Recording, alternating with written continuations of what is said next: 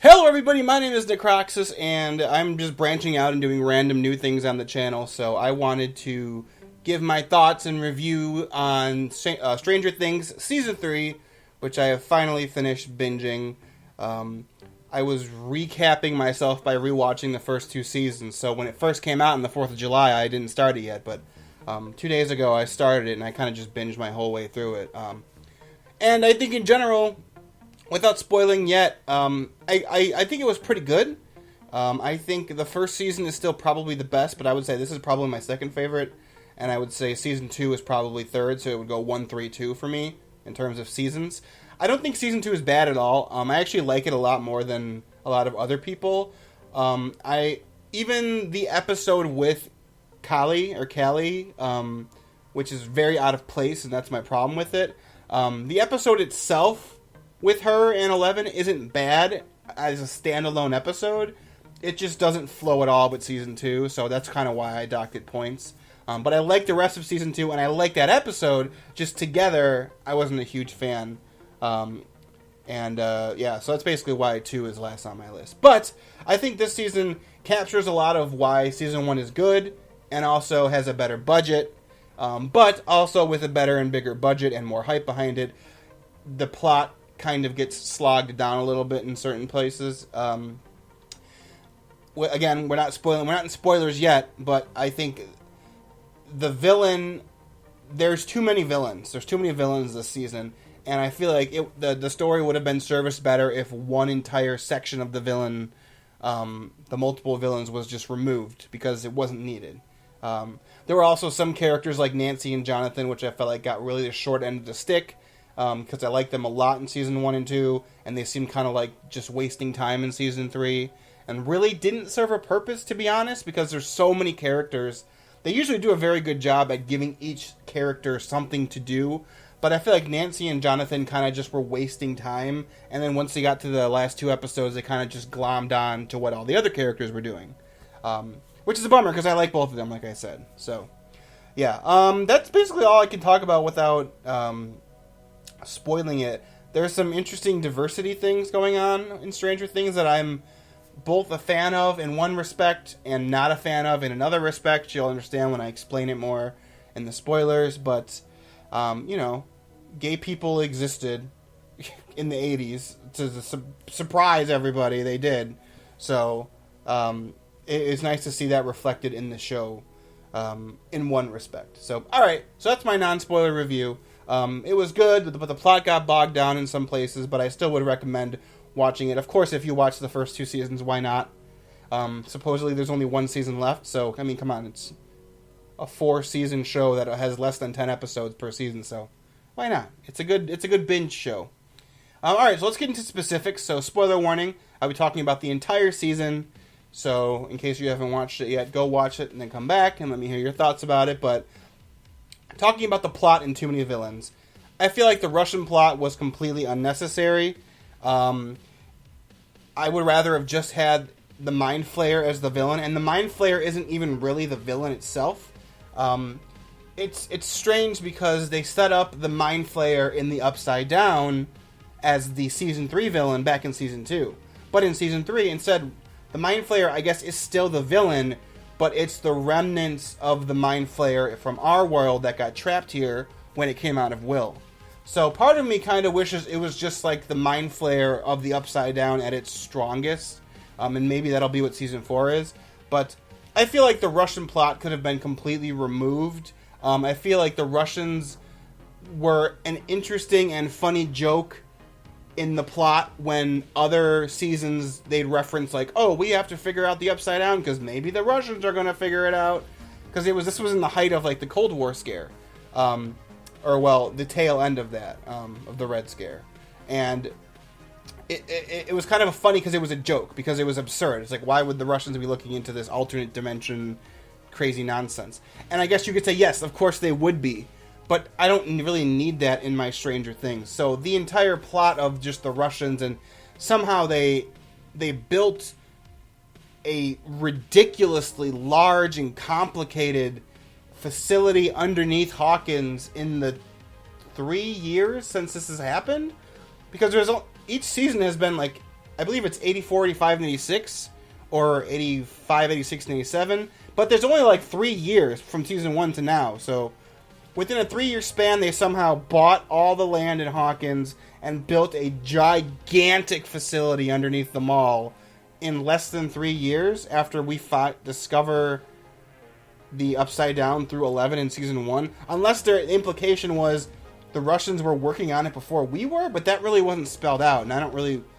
Again, maybe that'll be a plot point in season 4, but I don't really want the Russians to be the villain. Like, I want the Upside Down to be the villain. I think... I do have some notes here, so I'm going to refer back to that. The Russians should have opened the portal at the very beginning of season 1, but when at the very beginning of episode 1 of season 3. But when the portal backfired and exploded, I think it should have just killed everybody in the lab, and then it kind of was just... The portal was just stuck open. And when Joyce and Murray and Hopper had to go into the lab to close it, I would rather they were dealing with more creatures, that they could have varied up the creatures from the Upside Down that had escaped, or had them deal with a version of the goop monster. Maybe the goop monster from all of the Russian bodies was created, and they would have to deal with it, because Hopper and Joyce didn't really have to ever deal with the goop monster. But I would much rather they've dealt with that than just nameless Russian soldiers, including the Terminator mercenary guy, which I felt was completely a waste of time. Again, the whole Russian plot point, I really feel like just was a pointless, time-wasting plot point. They could have removed all that and made this 7 episodes, to be honest. I also didn't really want the Russians to continue as a plot point going forward, but as we see from the epilogue, they're going to be. So, there we go. Probably my biggest complaint is the Russian plot. We're doing my dislikes first, and then I'll get into my likes, because I liked a lot more than I disliked. But the things that I disliked were very much disliked. Secondly, like I mentioned, Nancy and Jonathan, their subplot investigating the Mind Flayer's corruption didn't really go anywhere, and that same amount of information that the Mind Flayer was just corrupting bodies and using it as a new body was discovered by all the other characters. 11, like, a big part of her plot point in the middle of the season was her trying to find where Billy is, and she kind of figures out that, the Mind Flayer is making all these bodies into a goop monster. So it felt like Nancy and Jonathan really didn't have much to do. It kind of felt like a poor excuse for them to have a big set piece at the hospital, like a big action scene that wasn't the finale. They kind of wanted like a midway action scene. That's how it felt like to me, like a poor storytelling device to have like a big action set piece. It really was just an excuse to give Nancy and Jonathan a kill, even though the 2 people that they killed just got reabsorbed into the goop monster. They basically gave them a free kill to kill the people that were assholes to them throughout the whole season. Like I said, they really didn't have much to do until the end of the story. And I really do like those 2 characters, but they kind of felt tacked on and unnecessary here. Furthermore, Nancy's whole beginning plot line of experiencing sexism in the workplace, that's a very important topic and still one that exists to this day. But the season didn't really go anywhere with it, and it felt completely disconnected from the plot. Again, she didn't get some validation, I was a good reporter all along. She was right in the fact that there was something weird going on, but she didn't get any credit for it. I was positive on the last episode, right before the epilogue happened, when they were showing newspaper clippings and a TV broadcast. I was positive. I was like, okay, this is where it's going to pay off. We're going to have a big article written by Nancy with Jonathan's going to be the photographer. But they didn't do that. So, again, it felt completely unnecessary. It was disconnected from the plot and didn't really go anywhere or serve any purpose. So it's very confusing why that was even part of the show. I think the most wasting time, though, was Mrs. Wheeler's plotline, Mike's mom. Learning to love her family instead of having an affair. I feel like none of that mattered at all. And all it did was set up Billy going to a place in season 1 so that episode 1, so he could get corrupted by the Mind Flayer. Which he could have done in any other plot point at all. He could have been trying to get with Heather, the other swim instructor, lifeguard. But then they kept going with Mrs. Wheeler's storyline. Like, they kept cutting back to her, like, realizing she shouldn't cheat on her husband and ruin her whole family. It's like, wow, what a revelation. So I don't know why any of that was a thing. Now we're getting to some more minor stuff. Seeing Mike and 11 in episode 1 making out is gross. They're both underage actors, and I feel like we spent way too long watching them just kiss. And it's just, it gave me the creeps. It was gross, and I didn't want to watch it anymore. It's like, stop. Now we're going to talk about my last... Okay, I have 2 more dislikes, I forgot. Will being used as a plot device again. He essentially only exists to warn the group that the Mind Flayer has activated his minions. Will is Will might be like my favorite character out of all the kids, because of the potential of what they could do with him. They just never do it. Like, 11 keeps getting more and more powerful. And yes, she should be more powerful than Will. But Will should have some kind of ability at this point. Besides, the hairs on my neck stand up. I'm a human Mind Flayer detector. That's his whole plot line was just... He was a wasted character. And even though Noah Schnapp, his actor, is fantastic, and he does very well with what little he's given, I feel like, again, Will is a wasted character, and I think Season 4 really needs to make him do something. Have some kind of... Like, he did have a storyline in this one, which was like, I'm upset that my friends are all getting girlfriends, but I'm not, because maybe he's gay? This is another point I was talking about with the diversity. In one hand, I really like how they did it with Robin and revealing that she was gay, but with Will, it feels very much like queerbaiting. And queerbaiting, for people who don't know, is when a show will suggest that a character is like bisexual or gay just to get like brownie points, but not do anything with it. Like, compared to Robin, it was like an integral part of her final interactions with Steve, and we'll get to that in a second. But her moment in the bathroom with him when she reveals that she's gay was like, I felt like it was very earned and very unexpected, and I liked it a lot. But with Will, when Mike is just like, "Oh, you're just mad you don't like girls," and then Will looks really upset. I see people online arguing whether or not that means Will just hasn't gotten there yet, and he is straight.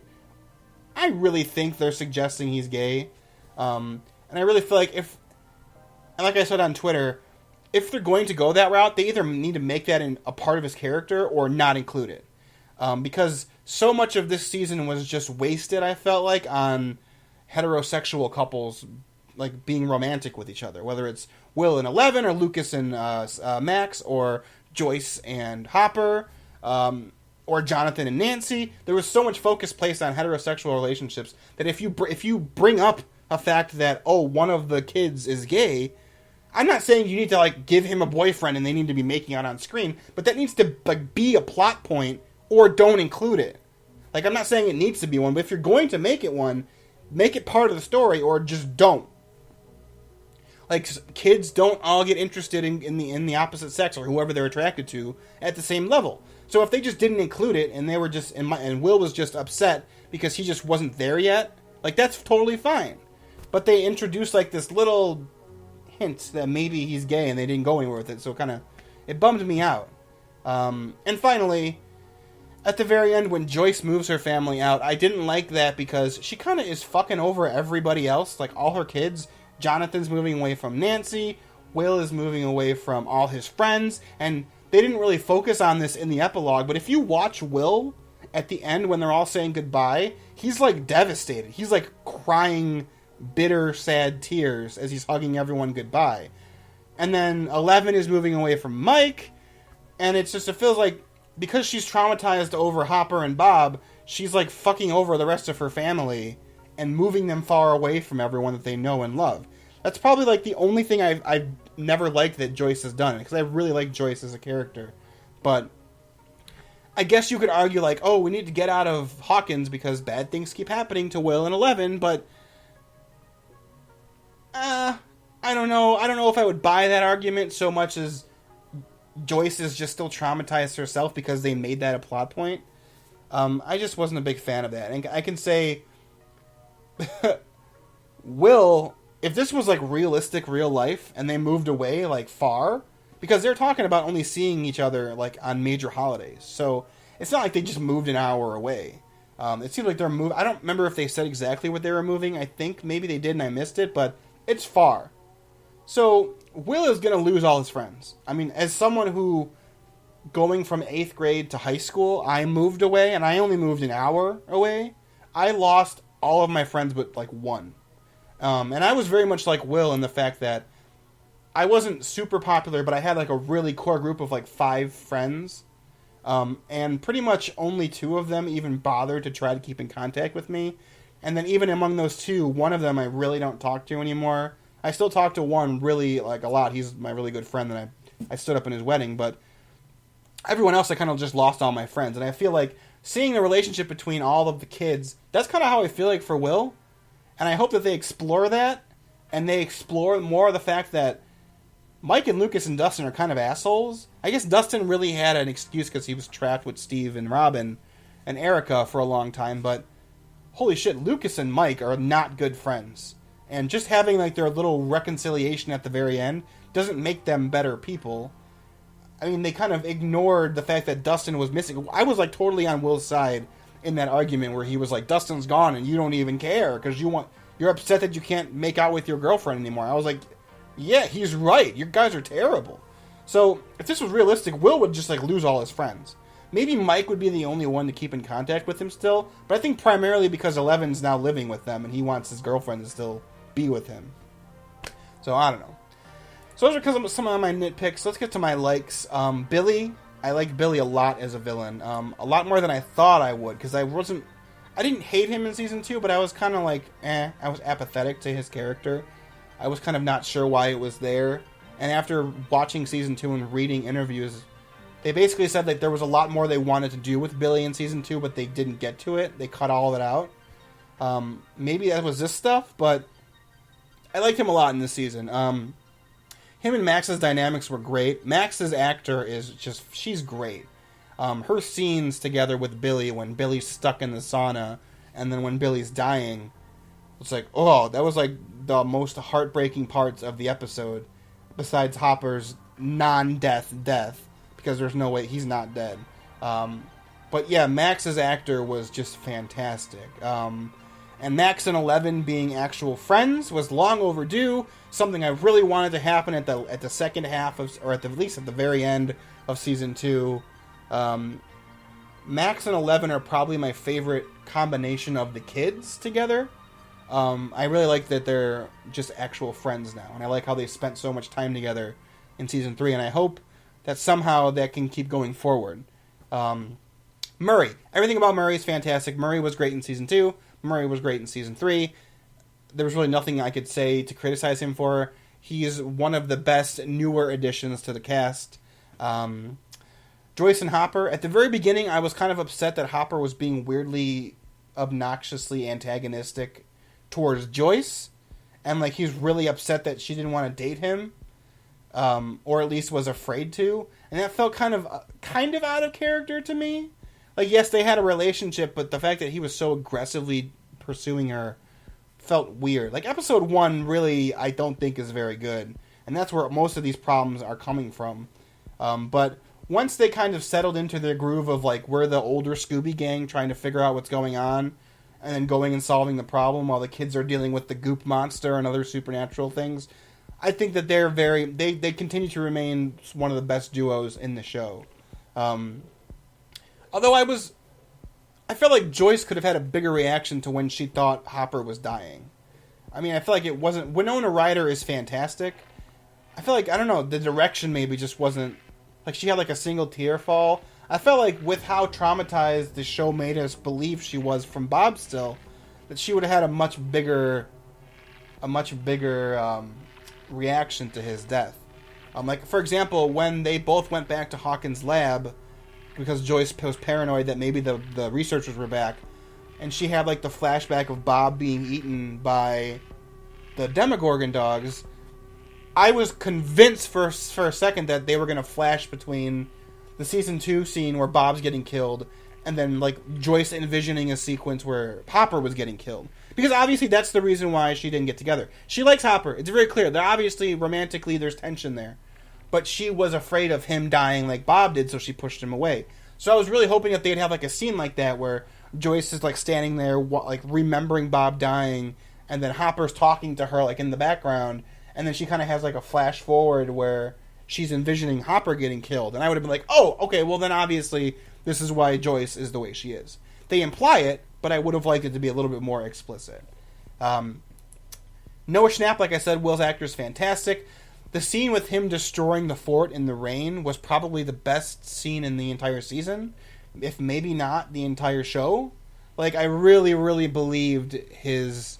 As someone who experienced something similar to him by his friends kind of distancing themselves. And I mean, not to delve too much into my own life, but once I moved, I did make new friends, but it's not the same as, like, the core group of friends you grew up with, and then most of them, but, like, one really just stopped making an effort to be friends with you. So I really understood Will, because I had, like, a personal connection to that storyline.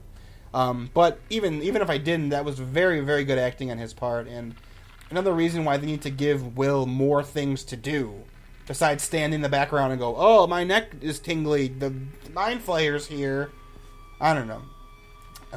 It's weird, because I both love and hate his character. I love him because he's a very fascinating character, and his actor is great, but I hate him because they never give him anything to do.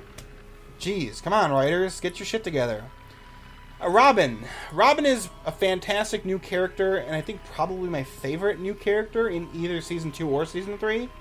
Like I said, her being gay came out of nowhere and surprised me, but I felt like it was earned and it was natural, because they were calling back to a conversation they had earlier where she was talking about being jealous of Steve, and Steve just thought because she liked him, but really it was because Steve was getting the attention of a girl that Robin liked.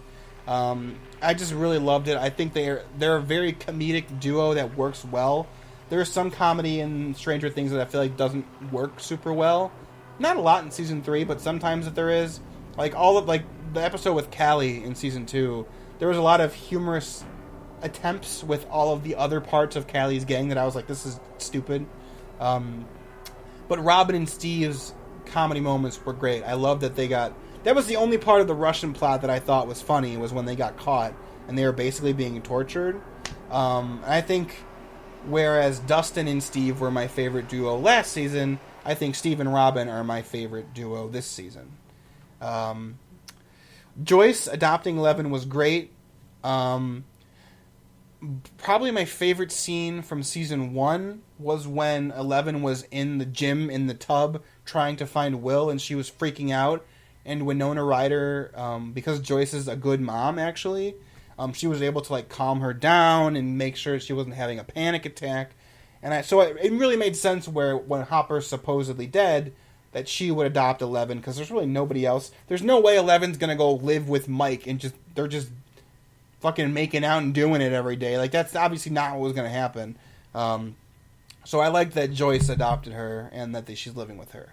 And then finally, the Never-Ending Story bit. I'm someone that grew up with Never-Ending Story. I've watched it more times than I can remember. I thought it was really funny. Like, when Dustin just starts singing out of nowhere the Never-Ending Story theme, I burst out laughing, and I loved it. And I know I've been reading some reviews that people either loved that moment or hated it. I thought it was really funny, and it was a really good way to break the tension of that scene, because that episode still had like 20 minutes to go, and the tension kind of felt like there's no way it could get more tense than this, and they like broke it with the Never-Ending Story bit. I really love that. I thought it was funny. I liked the fact that Dustin was not lying and that Susie was real. That was also nice. I want to talk about... I saw some people online being like, oh, it's Susie's fault that Hopper's dead because if she didn't make Dustin sing, then they would have gotten the code sooner, and they would have turned the keys sooner, and the Russian Terminator wouldn't have came, and therefore there wouldn't have been a big fight, and Hopper wouldn't have to have died. And it's like, first of all, that's stupid. That's stupid overanalysis of a story. But secondly, I don't know if there's a word for it. There probably isn't. I just don't know it. But the idea of saying, oh, because A happened, therefore B happened, therefore C happened, therefore D, E, F, G, H, I, J, therefore K, therefore A caused K. I really think that's, outside of like actual mathematics and science, that's kind of absurd. It's like saying, oh, I was supposed to leave for something at 5 o'clock, but I stopped to pet my dog and say goodbye, so I didn't leave till 5:01. Therefore, when I was trying to pull out of my neighborhood, I had to wait another 10 minutes because 10 seconds because a truck ran by. And because a truck went by, I got caught with a light. And because I got caught by a light, I was late to my thing. And because I was late to my thing, I didn't get the job. And because I didn't get the job, I lost my apartment. It's like, you didn't lose your apartment because you stopped a minute to pet your dog.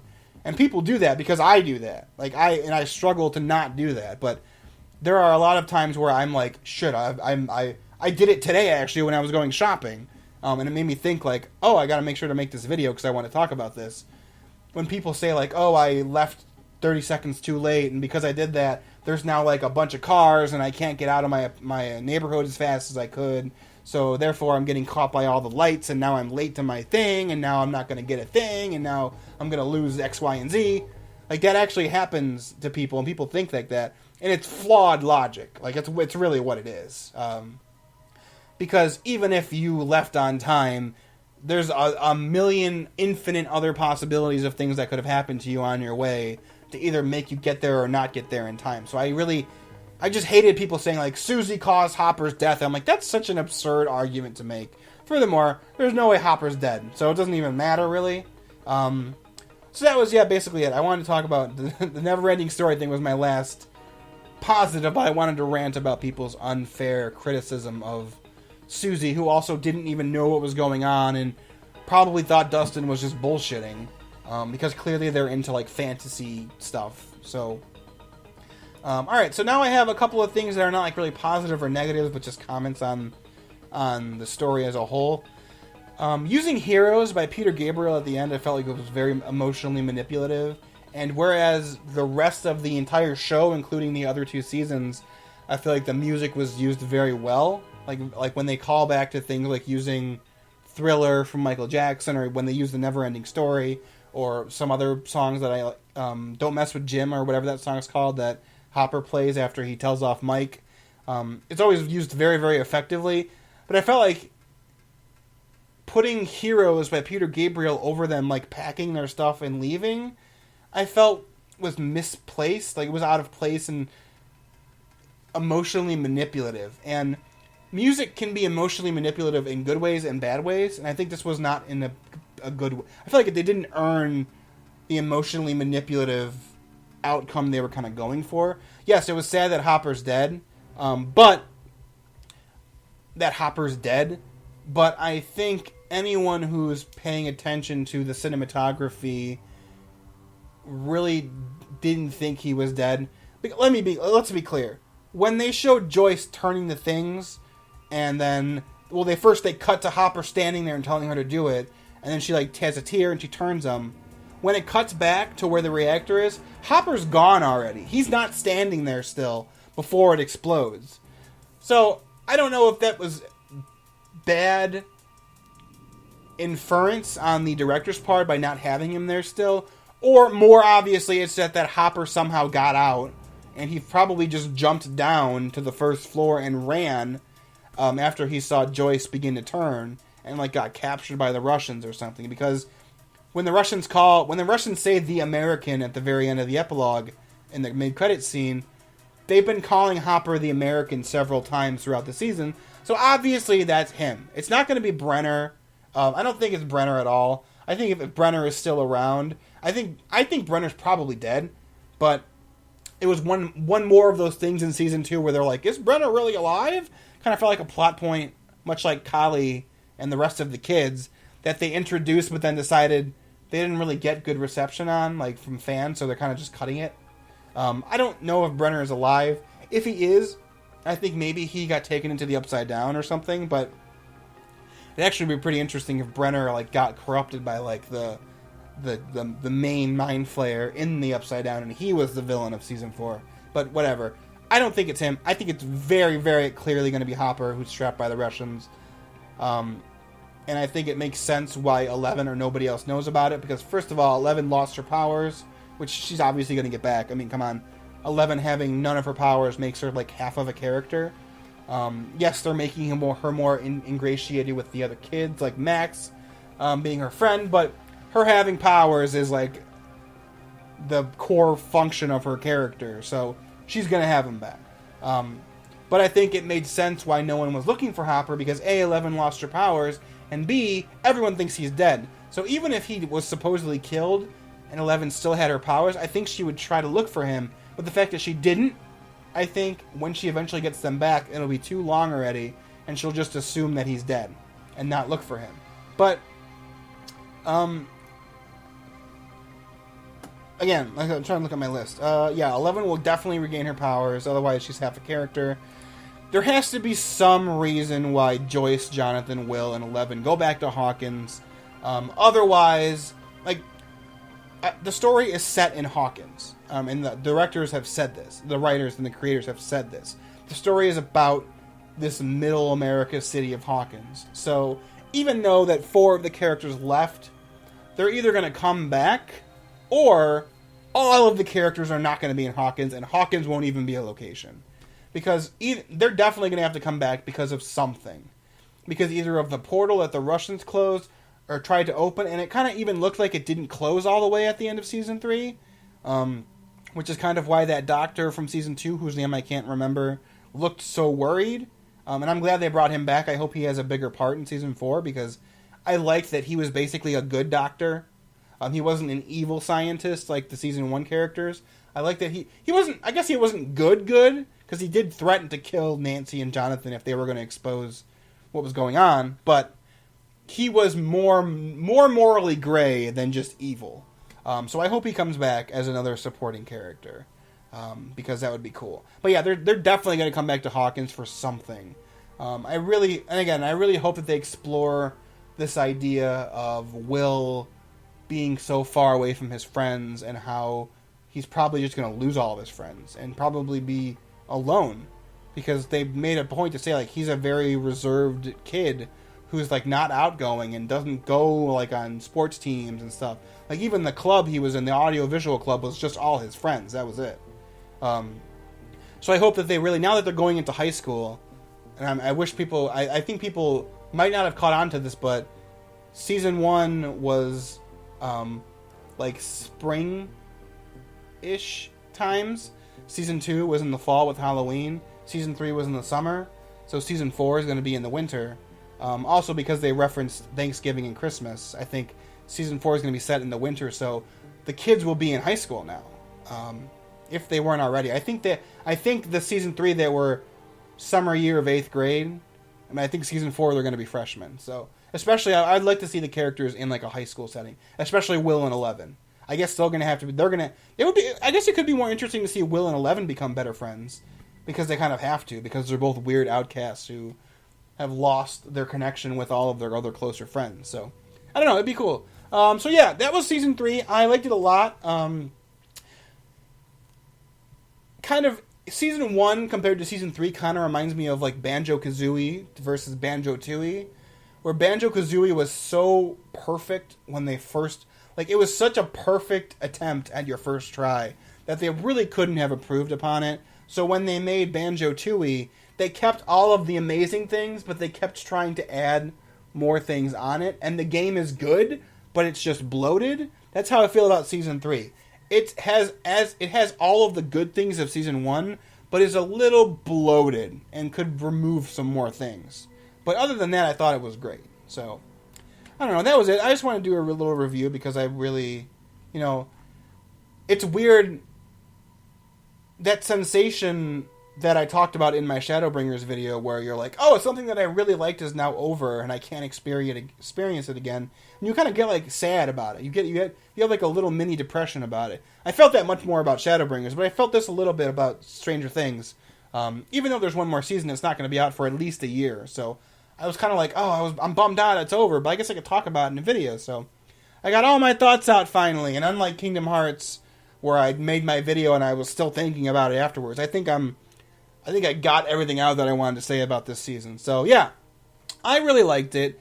I hope you guys let me know what you thought about it in the comments below once you finish it. If you watched this far, thank you so much for watching this, and I guess I'll see you for whatever happens next. There was supposed to be, according to a lot of people, World of Warcraft news yesterday, but it didn't happen. So I think we should take that as a sign of let's stop listening to people who claim they have insider information and don't actually do.